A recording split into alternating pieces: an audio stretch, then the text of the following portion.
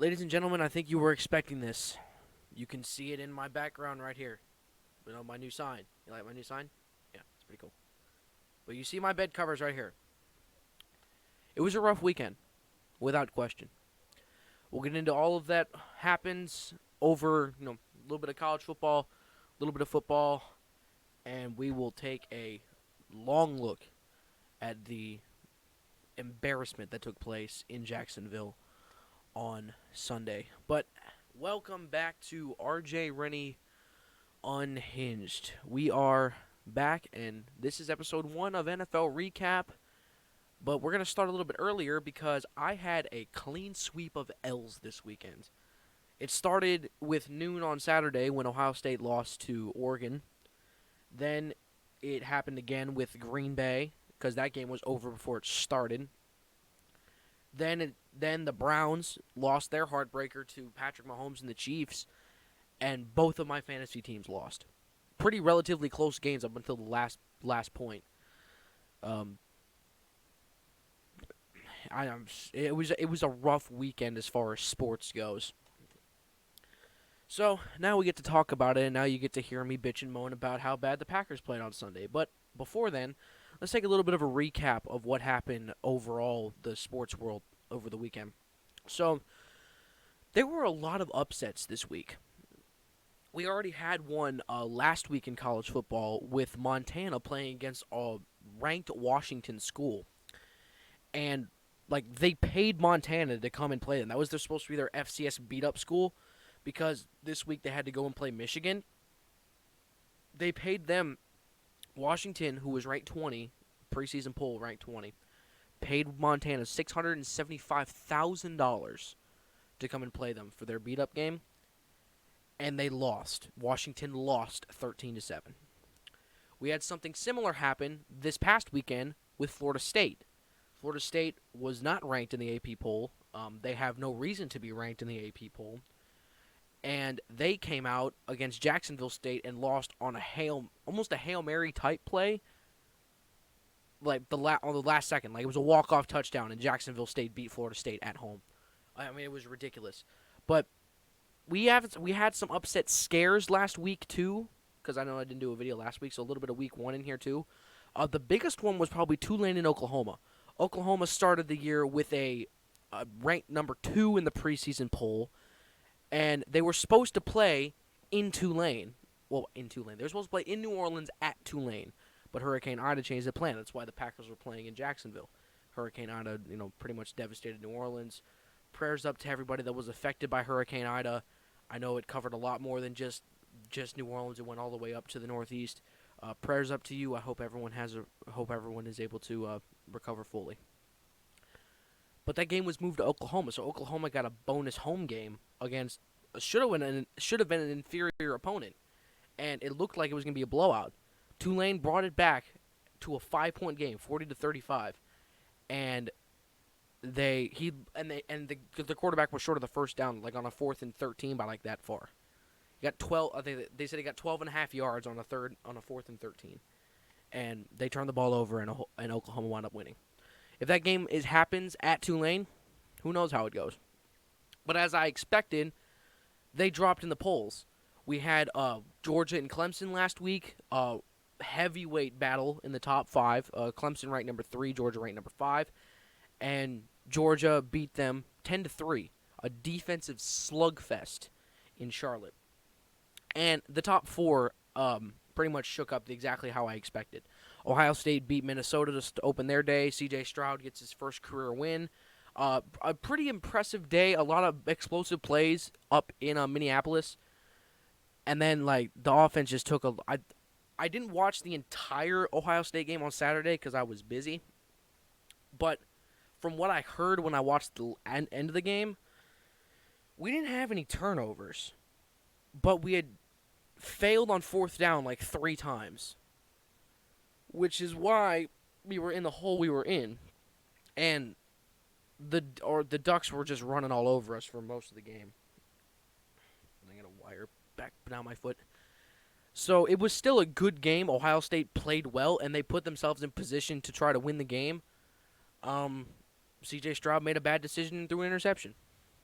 That's what happens. It was different than Baker Mayfield on Sunday, but we'll get into that here in a little bit because I want to talk about that game before I talk about the Packers game. Uh, what did I have before that? Oh, yeah, Ohio State last week. So the top four shaped up going into this week as I expected. Alabama dominated Miami. I thought it was at least going to be a game. It wasn't. They dominated them. So Alabama retains number one easily. Even though they only put up like 45 points on a FCS school, only 45. You had Alabama beat a FCS school. You had Oklahoma beat an FCS school 76-0, and you only put up 45 on Mercer or something. No, Alabama retains number one. I expected that. I expected Oklahoma to drop. Pretty much, I expected to shape up Alabama, Georgia, Ohio State, Oklahoma. That's exactly how it went. The new poll will be interesting to see where Ohio State lands because they lost to a team that was ranked number 12. But you also had some top 10 upsets by teams that were not ranked. For example, Texas got their shit kicked in by Arkansas. Welcome to the SEC, Texas. You just got your shit rocked by one of the inferior schools of that conference. It was 40 to 21. I mean, it was bad. They got mauled. USC, same thing. They were ranked number 14. I think Texas was 15. Got stomped, and both these were home. No, the Texas game, they were on the road. They were in Arkansas. But USC was at home and got stomped by, I believe it was Cal Berkeley. Was that the Cal Berkeley or Stanford? I think it was Stanford because they were talking about Stanford losing to K-State. So Stanford loses to K-State in a neutral game last week and then comes out this past weekend and stomps number 14 ranked USC at home. I mean, they got obliterated. Iowa defeats Iowa State for the Cyhawk for the 9th time in a row. And the Big 12 introduces 4 new schools. So Oklahoma and Texas will be leaving. And BYU, who also upset number ranked 20 Utah. That was poetic justice for me. Oh my goodness. Charlie Brewer transfers from Baylor to Utah, gets the starting job, and then Charlie Brewer's that game so Utah loses. It was a fantastic game to watch. And I love watching BYU. I think they're really good. So BYU, Houston, Cincinnati, and UCF will join the Big 12. So enough on college football. It was a fun day of college football. A lot of upsets. Bad for me, but a good day of upsets. NFL was the same way. Steelers came back and upset the Bills. Didn't see that coming. The Eagles, just stomped the Falcons. I did not see that coming. Packers got stomped. Didn't see that coming. So far, the only loss that I saw that I really expected, the game to go the way it did, was the Browns and the Chiefs game. Now, the Browns dominated the line of scrimmage that entire game. My brother was just watching the game the entire time, and he's the one that's a true Browns fan. I have heritage there because that's where I'm from, but I'm not truly a Browns fan, but I'm never going to root against them until Christmas when that team plays the Browns. Other than that, I'll root for the Browns any day of the week. But they dominated the line of scrimmage that entire day, and all the Chiefs did, and my brother kept saying this, all the Chiefs did were stick routes to Travis Kelce and Tyreek Hill to move the ball off the field, because they had to get the ball out quick. The pass rush to the Browns was relentless, and they showed that. They were getting in the backfield every time. Mahomes just had to dump the ball off quickly. But ultimately, the Browns were the first to blink because they had kept the Chiefs at arm's distance. But then Nick Chubb fumbled, and that was the one mistake that they made the entire day. Unfortunately, that took the game from a 2-possession game to go to a 3-possession game, and it allowed the Chiefs to get within 2. And then after that, the Browns got a 3-and-out, and Jamie Gilliam fumbles the snap. So we already are seeing an impact of having crowd noise because it affected how the Browns played. But the Browns and Chiefs had a pretty fun day. It was a good game to watch, but that game was heartbreak at the end. On the other TV in here, so there's a TV right here behind me. There's also a TV right there. That's the TV that I was watching the Packers game on, and watch my team get obliterated by Jameis Winston. Oh my God, people. Finally I can complain about this and give my take on it. If you're going to propped yourself up to be the best quarterback the league has ever seen. And you were last year, Senior Aaron Rodgers. Why do you come out in week 1 and put up 3 points against Jameis Winston on a neutral field? It's not even like you were in the Superdome. It was a neutral field.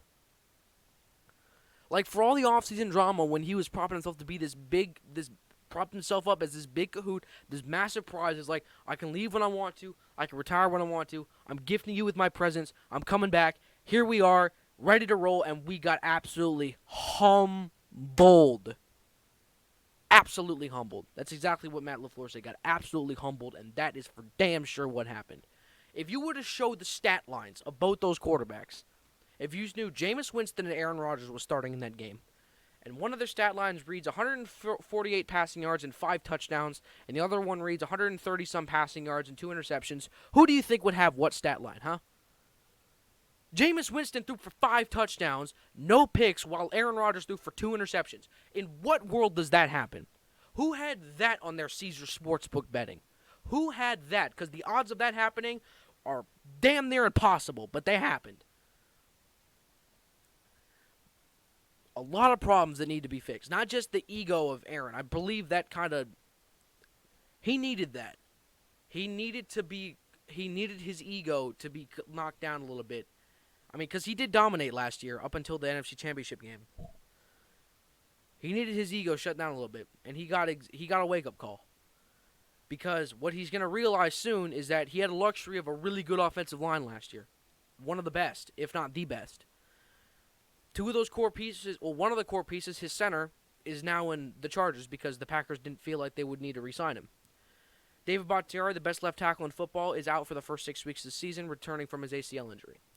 We signed a tackle from Tennessee named Dennis Kelly, who started all 16 games last year, never allowed a single sack on Ryan Tannehill, and he never saw the field one time. We started 2 rookies. We started Eldon Jenkins at left tackle when he played left guard all of last year. Started Billy Turner at right tackle. Okay, that's a good decision. He's played there. Started a rookie at center, which we were going to do anyway, Josh Myers, Ohio State. And then Royce Newman, rookie at guard. He had no confidence in those two. Zero confidence. You could see it. He didn't have any time. He couldn't even look and see where his receivers were. Now, granted, I don't know what happened to the Saints defense, but they didn't give us any room.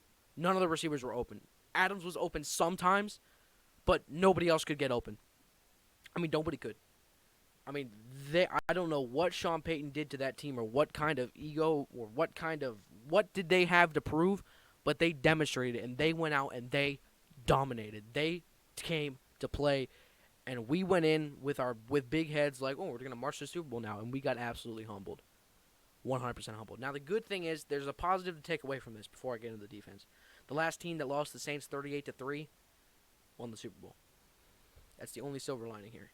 Now, how about the defense? Well, as we knew, defense had been a problem for a long time. Our last 4 NFC Championship losses, the defense has given up 30-plus points. In some cases, over 40 points.